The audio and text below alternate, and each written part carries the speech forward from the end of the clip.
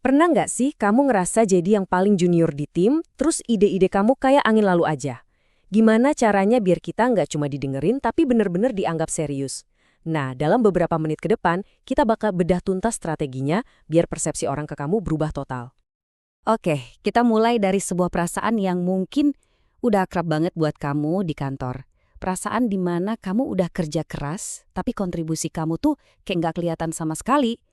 Yuk kita lihat lebih dalam lagi soal frustrasi ini. Familiar banget kan sama perasaan ini? Kamu udah kerja mati-matian, hasilnya juga bagus, tapi entah kenapa, stempel anak baru itu kayaknya susah banget hilangnya. Rasa frustrasi ini tuh bukan cuma bikin bete loh, tapi serius bisa jadi penghambat karir kamu. Nah, ini dia nih skenario paling klasiknya. Kamu lempar ide cemerlang pas meeting, sepi, nggak ada yang nanggepin. Giliran 5 menit kemudian, senior kamu ngomongin hal yang persis sama. Tiba-tiba semua orang langsung, wah ide bagus banget. Bikin pengen ketawa tapi miris ya kan? Gini, hal pertama yang harus kamu tanamkan di kepala, ini bukan karena ide kamu jelek atau kamu kurang pintar, sama sekali bukan. Ini tuh lebih ke soal bias yang nggak kelihatan di banyak tempat kerja, di mana jabatan dan umur seringkali jadi patokan. Tapi tenang, kabar baiknya, bias ini bisa banget kita akali. Jadi, kalau masalahnya bukan di skill, terus apa dong? Nah, di bagian ini kita bakal bongkar akar masalah yang sebenarnya. Ini nih kuncinya, yang bakal mengubah cara kamu ngelihat tantangan ini. Pertanyaan yang penting banget. Kalau bukan soal jago atau enggaknya kita, lalu apa yang sebenarnya kurang? Jawabannya, itu bukan sesuatu yang bisa kamu tulis di CV, tapi sesuatu yang kamu bangun pelan-pelan setiap hari. Nah, disinilah mindset kita harus di-flip. Kita tuh sering banget kejebak mikir kalau kita butuh pengalaman bertahun-tahun biar dihormati. Padahal, yang jauh lebih krusial itu adalah sesuatu yang namanya kredibilitas yang dipersepsikan. Jadi, apa sih maksudnya kredibilitas yang dipersepsikan itu?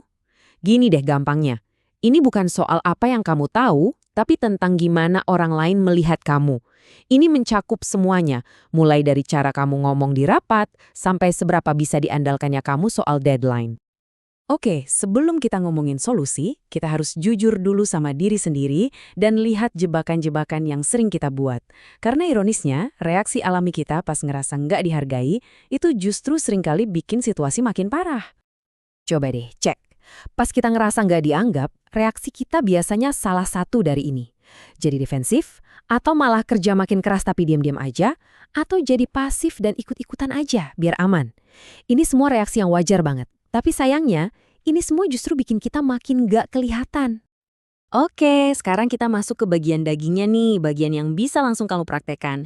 Sebuah kerangka sederhana buat mulai membangun kredibilitas itu satu persatu. Gampang kok, kerangkanya cuma 3 pilar, kepercayaan, wawasan, sama pengaruh. Anggap aja ini kayak bangun rumah. Kepercayaan itu fondasinya, wawasan itu dindingnya, dan pengaruh itu atap dari reputasimu. Kuncinya cuma satu, konsisten.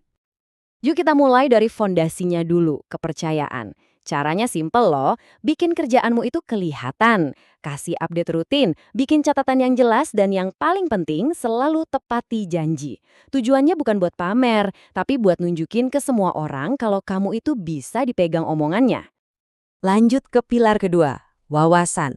Nah, di sini cara kita ngomong itu jadi game changer banget. Mulai sekarang, coba deh kurangin ngomong menurut saya. Dan ganti jadi berdasarkan data. Atau saya perhatikan ada pola menarik. Perubahan kecil ini bisa mengubah persepsi orang dari sekedar opini jadi analisis strategis.